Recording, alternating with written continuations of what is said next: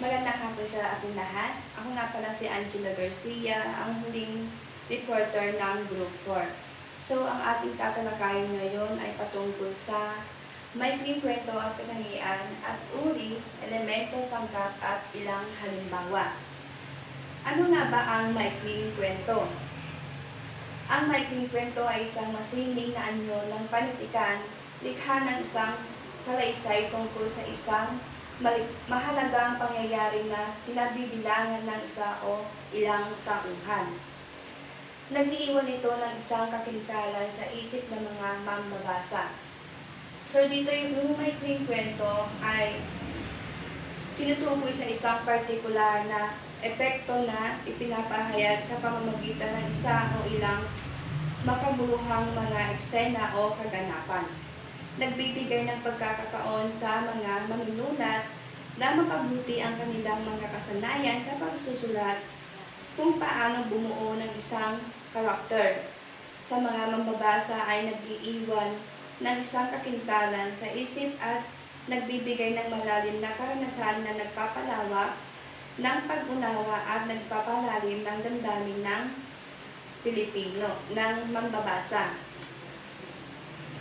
Yung mga mambabasa ay nagkakaroon ng pagkakataon na mag-reflect, mag-analyze at mag-isip hinggil sa mga tema at kaisipan sa kanilang binabasa. So, halimbawa na lang dito ay ang mga nanggang at tipaklong, si Pabong at si Matching, ang alamat ng pinya, ang leon at ang daga. So, habang nagbabasa tayo ng maikling kwento, ay meron tayong napupulot na gintong aral at meron din tayong nababasa na nag-iiwan ng isang kakintalan sa isip ng mambabasa. Meron mga isinusulat ng manunulat na yung mga ibang salita ay malalalim, na meron iba't ibang kahulugan. So, yan po yung maikling kwento. So, tungo naman tayo sa Sergio Gracias A. Rosario, ang itinuturing na ama ng maikling kwentong Tagalog. So, si Sergio Gracias A. Rosario ay patuloy na pinaparangalan bilang isang mahalagang tao sa kasaysayan ng maikling kwento sa panlilikang Tagalog. So, next naman ay si Edgar Allan Poe. So, si Edgar Allan Poe, ang kanyang pananaw sa maikling kwento ay nagpapakita ng pagpapahalaga sa kapangyarihan ng panitikan na maaaring magdulot ng malalim na epekto sa mga mambabasa. So, ayon din kay Allan Poe, ang maikling kwento ay nagbibigay buhay sa mga mambabasa, mga imahinasyon at nag-aalok ng mga karanasan na maaaring hindi lamang makapagbibigay ng aliw, kundi pati na rin ng mga aral at pag-unawa sa mga aspekto ng buhay. Halimbawa na lamang dito ay The Black Cat, isang kwento ng kababalaghan. At next ay The Case of Amontillado, isang kwento na laman ay paghihiganti. So, iyan yung mga halimbawang maikling kwento na isinulat ni Edgar Allan Poe. So, next, noong panahon ng mga Amerikano, tinawag din na dagli ang maikling kwento at ginagawa itong libangan ng mga sundalo.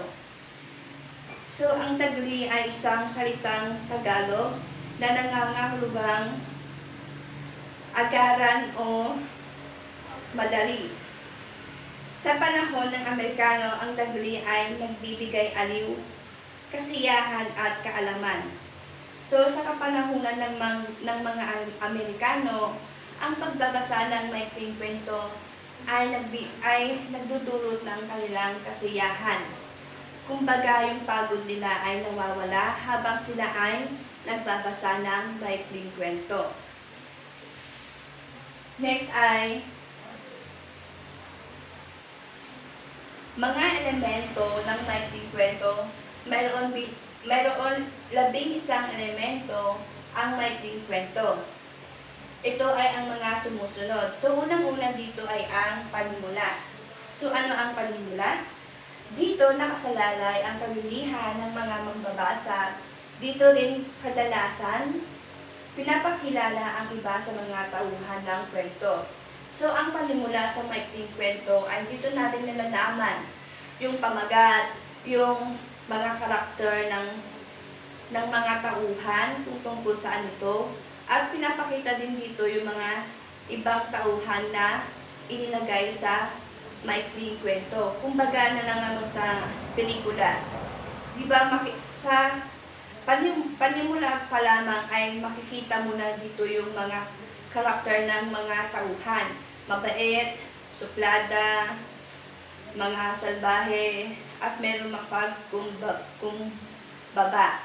So, dito natin makikita yung mga katangian na inilagay na karakter na tauhan sa maikling kwento. So, dito din ay isang mahalagang bahagi na naglalahad ng mga salik na magpapahayag ng konteksto, interes at kabilihan sa mga mambabasa. Ito ay nagbibigay ng isang magandang simula sa kwento at nagpapakita ng mga elemento ng nagpapahayag ng direksyon at layunin ng isang kwento.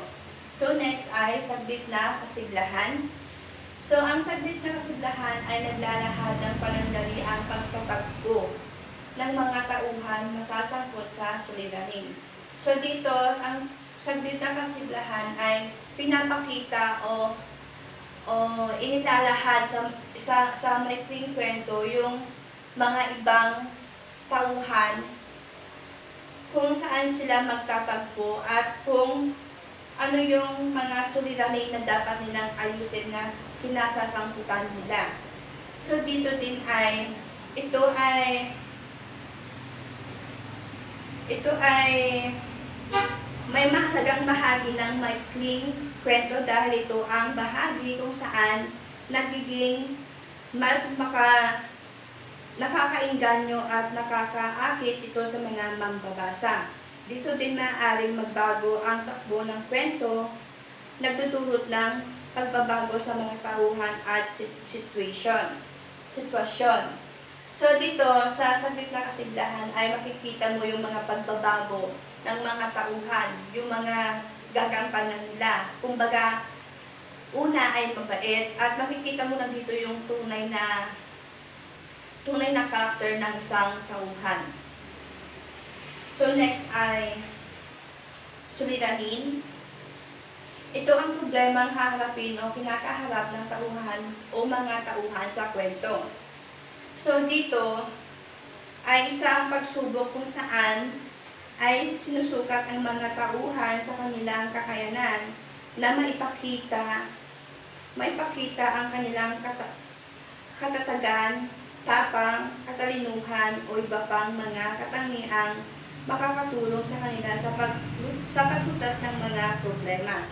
So dito sa suliranin, yung manunulat o direktor ay nagbibigay ng isang problema sa bawat tauhan. So yung tauhan, aalamin niya kung paano niya ito susolusyonan. Sa bawat kagipitan ba ay kaya niyang malutasan, kaya niya bang lagpasan ang mga sitwasyon na kanilang kinakaharap. So next naman ay tunggalian. So ano nga ba yung tunggalian? So ang tunggalian ay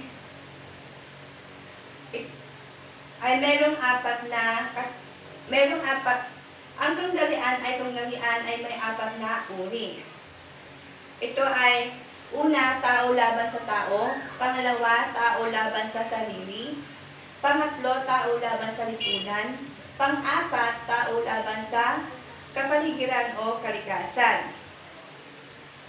So ano nga ba ang tunggalian?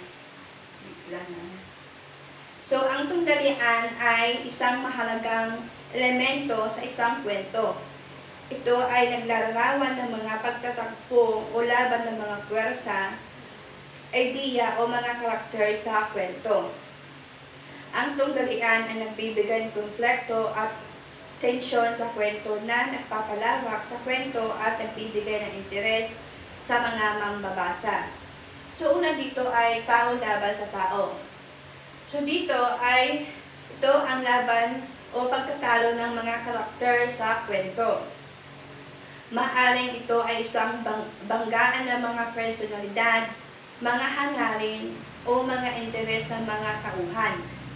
Ang tunggalian ng laban ng tao laban sa tao ay maaaring magdulot ng tensyon, galit, pag-aaway o pagkakasunod sa kwento. So, dito naman sa tao laban sa tao, dito yung tension mo, dito yung makikita mo yung banggaan sa bawat personalidad, mga hangarin mo, at mga maaaring hindi magandang dulot sa isang maikling kwento. Kumbaga na lang, example natin, ikaw bilang estudyante, tensyon mong asarin yung isang mong kaklase na nakikinig sa pag-discuss ng isang guro, so sa inyong mga guro. So, yung estudyante na nag-aaral ng mabuti ay magkakaroon siya ng bad side, kumbaga yung magkakaroon siya ng masamang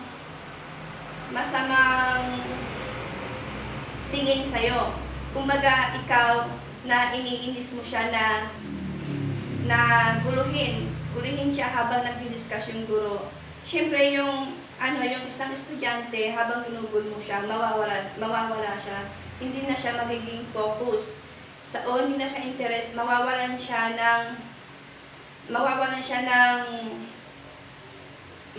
yung pagkaka-focus niya sa dinidiscuss ng kanyang teacher. So magagawa niya ay ma-open siya sa'yo at magagalit. So, yung magkakaroon siya ng kunting inis sa'yo at yung tampo, kumbaga ganon. So, next naman ay tao laban sa sarili. Dito, ito ay ang laban o konflikto ng isang tauhan sa kanyang sarili. Maaaring ito ay isang laban ng mga saloobin, mga takot, mga pangamba, o mga pag-aalinlangan na kinakaharap ng isang tauhan. Ang tunggalian ng tao laban sa sarili ay nagpapakita ng mga kalooban at mga laban sa loob ng isang individual. So dito, tao laban sa sarili. So dito, kalaban mo yung iyong sarili. So, paano mo nga ba maipagtatanggol yung sarili mo kung kalaban mo ito? So, kumbaga sa isang maikling kwento, sa isang tauhan, hindi siya comfortable sa kanyang sarili sapagkat yung bawat desisyon niya sa tingin niya ay may kamalian. So dito magkakaroon ng laban, yung magiging kalaban mo dito ay yung sarili mo, kung paano mo gagawin tama, kung paano mo paniniwalaan yung bawat desisyon mo na ginagawa bawat araw. So dito naman tao laban sa lipunan. Ito ay ang laban o pagtatalo ng mga tauhan sa mga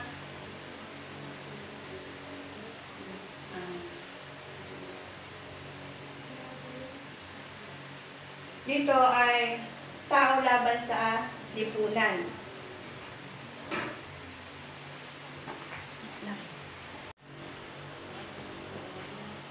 Next naman ay ang wakas. Ang wakas ay binubuo ng kakalasan at katapusan. So, atin na lamang itong ikliin. So, dito sa wakas, malalaman mo na o matatamasa na ng isang karakter o yung sinaunang tauhan, yung mga sinaunang tauhan, kung siya ba, kung yung bang pinaglalaban niya ay tagumpay at kung yung kanyang pinaglalaban ay sawi. Sabi nga dito, meron unti-unting pagbaba ng takbo ng kwento mula sa maintig na pangyayari sa kasukdulan at ang katapusang ang bahaging kababasahan ng magiging resolusyon ng kwento. Kung yung maikling kwento, pelikula mo ba ay matagumpay o hindi. So maaaring masaya o malungkot. Maaaring yung ending masaya, pwede ding malungkot. Pwede din namang pagkatalo o pagkapanalo ng bawat tauhan o yung sinaunang tauhang ibinahagi sa atin. So gayon pa man, may mga kwento na hindi laging binawakasan sa pamamagitan ng dalawang huling nabanggit na mga sangka. So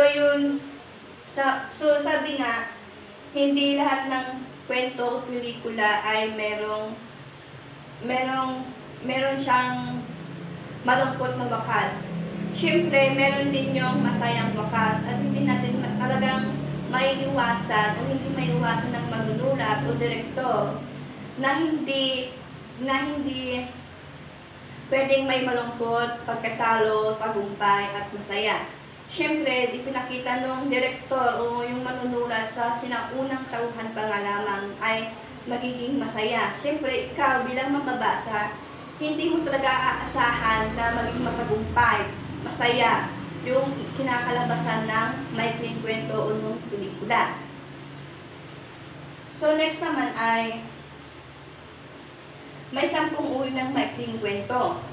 So, ito ay ang mga sumusunod. So, una, sa kwento ng tauhan, inirawan ng mga pangyayaring pagkaugalian ng mga tauhan, nagsisiganap upang mabigyan ng kabuuan ang pangunawa sa kanila ng isang mambabasa.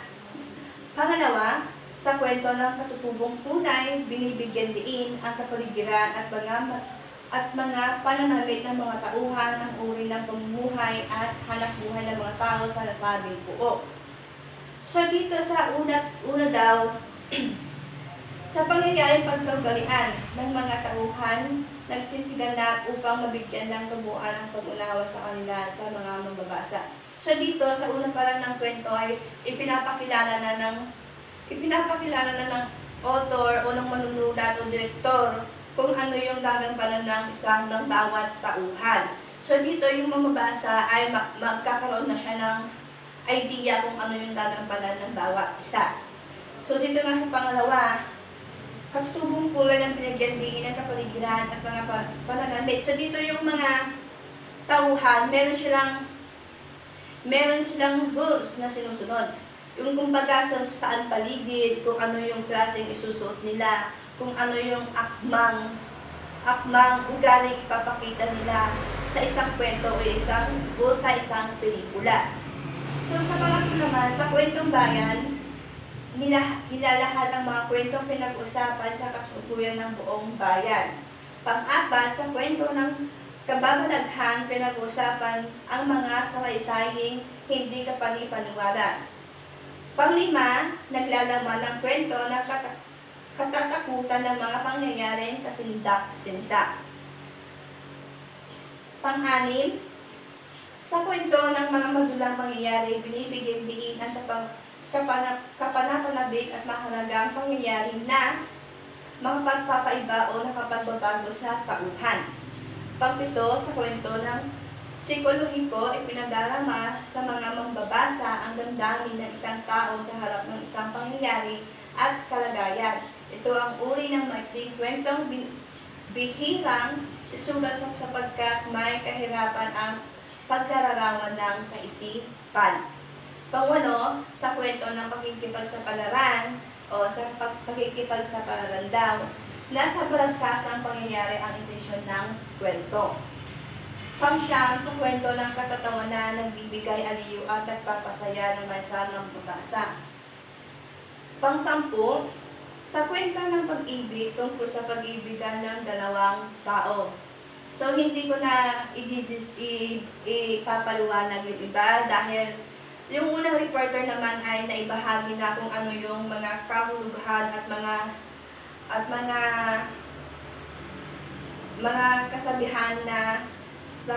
kasabihan kung sambaga natalakay na nila.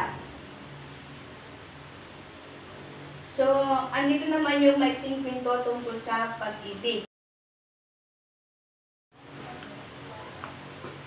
Ang susunod naman ay tao laban sa lipunan. Ito ay ang laban o pagtatalo ng mga tauhan sa mga sistema, mga institusyon o mga lipunan. Maaaring ito ay isang laban ng tao sa kahirapan, diskriminasyon, korupsyon o iba pang mga suliraning panlipunan. Ang tunggalian ng tao laban sa lipunan ay nagpapakita ng mga hamon at mga pagbabago na kinakaharap ng mga tauhan sa isang lipunan may mga baligid. So dito sa tao laban sa lipunan, dito mo makikita yung bawat kahirapan ng isang problema, kung paano mo ito masusolusyonan.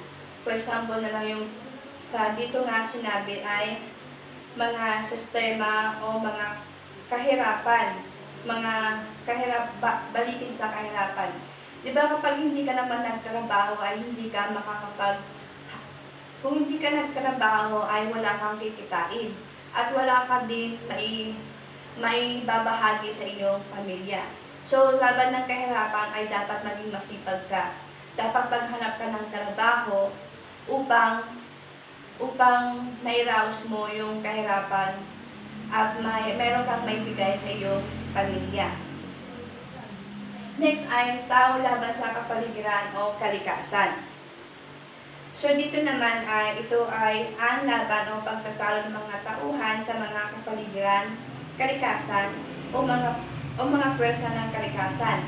Maaaring ito ay isang laban ng tao sa mga bagyo, lindol, gutom, o iba pang mga kapaligiran na hamon. Ang tunggalian ng tao laban sa kalikasan ay nagpapakita ng kahinaan at pagkamaliit ng tao sa harap ng kalikasan. So, tama na naman. Di ba, habang may kalamidad na dumadating, ay hindi natin ito nalalaman. Kundi, hindi natin ito nalalaman agad.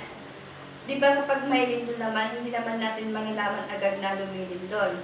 Kumbaga, andyan na yung lindol, doon pa natin siya malalaman na may lindol na.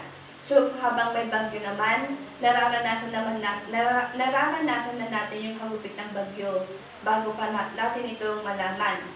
So, pagka ganon ay dapat tayong meron tayong nasasagap na impormasyon, dapat lagi tayong handa upang yung mga kalamidad na dumadating ay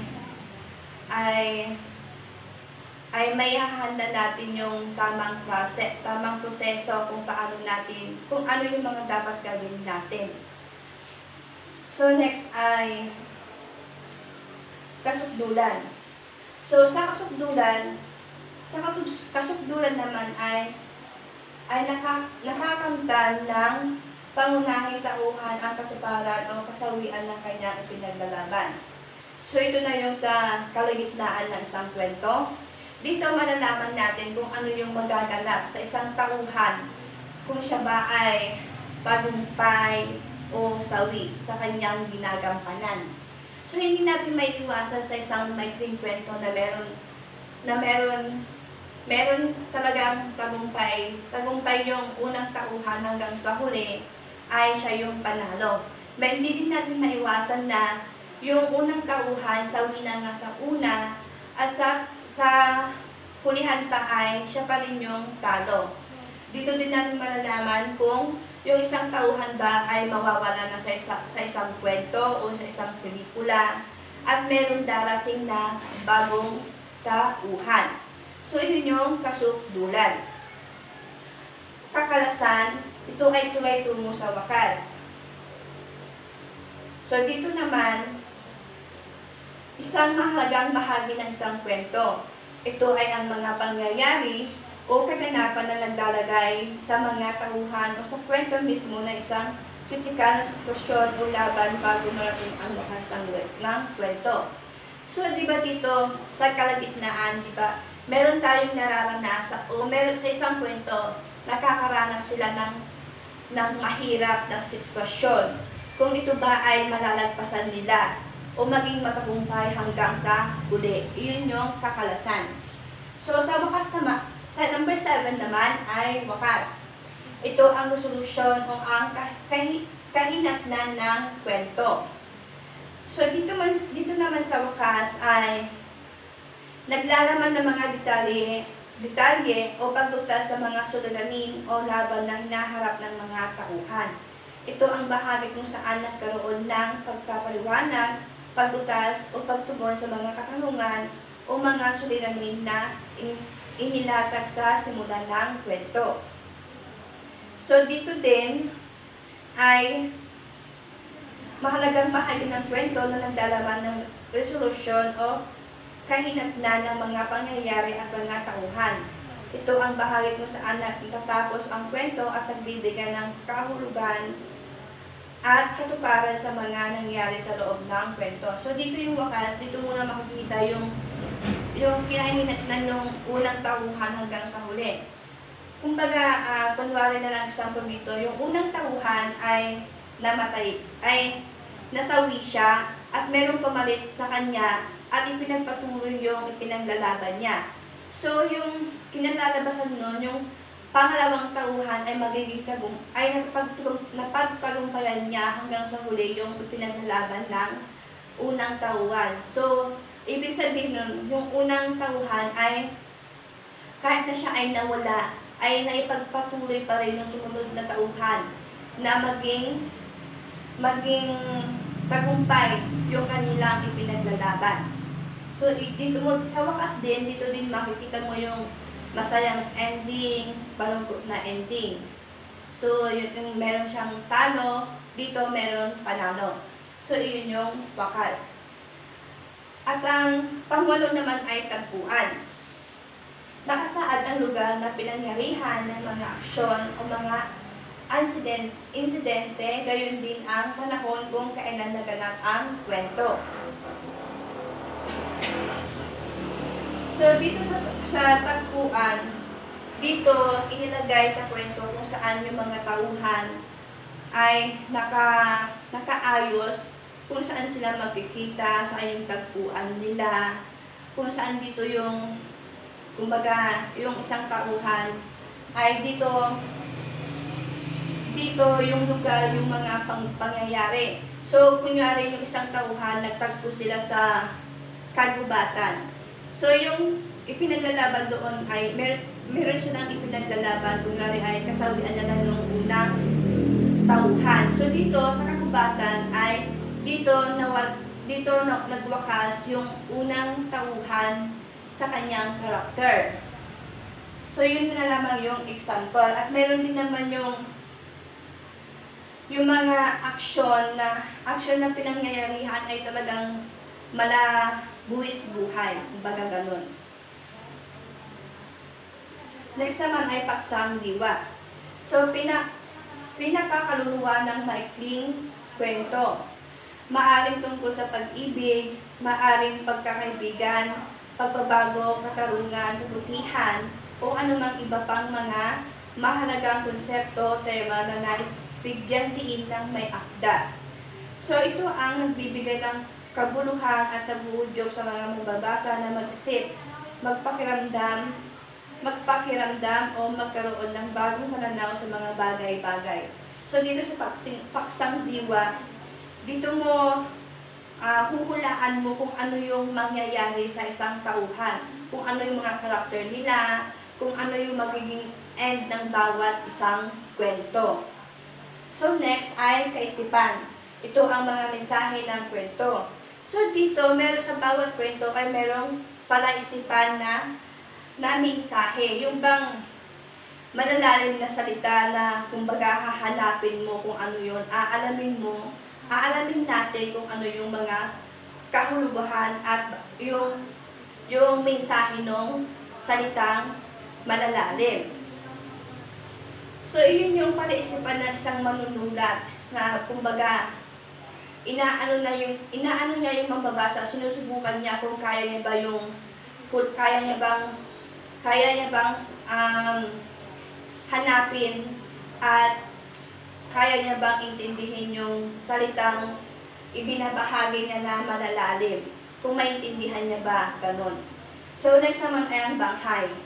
Pagkakasunod-sunod ang mga pangyayari sa kwento.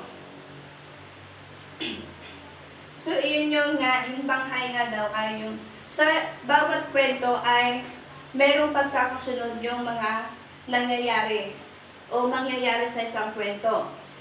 So habang yung sa simula pa lang ay dapat yung kwento na ibinabahagi ng manunulat ay dapat sunod-sunod. Hindi yung gumawa ka ng maikling kwento na nauna ay yung wakas na agad, tapos sa wakas ay yung simula. So maintindihan ba nung mambabasa yung nais mong iparating, ibahagi na sa ginawa mong sulat o maikling kwento? So dapat bilang isang manunulat ay maibahagi mo sa mambabasa yung sunod-sunod na mga detalye o mga nangyayari o gusto mong maihatid sa kanila na sa kanila. So, as a manunulat dapat maging clear tayo. Yung bang pagkakasulat natin ng maikling kwento ay maayos at maunawaan ng mabuti ng mambabasa. So next ay may tatlong uri o tatlong bahagi ng maikling kwento. Ito ay ang simula, gitna, at wakas. Doon nga sa dating report ni Rory, kung natatandaan niyo pa, ay na-discuss na ito.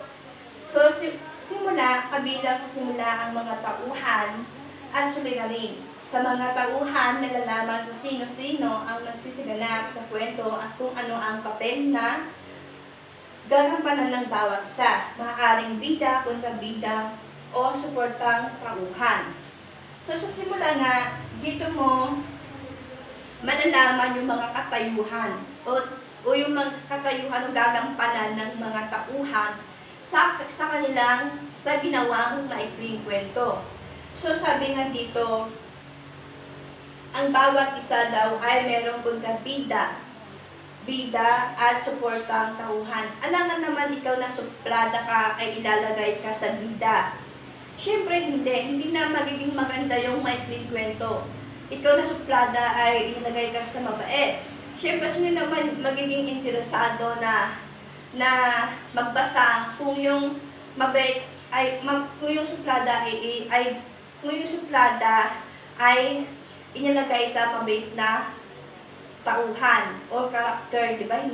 Hindi. Dapat kung ano yung katayuhan o yung magiging gagampanan mo sa isang maikling kwento o sa isang pelikula ay dapat tugma kung ano ka talaga.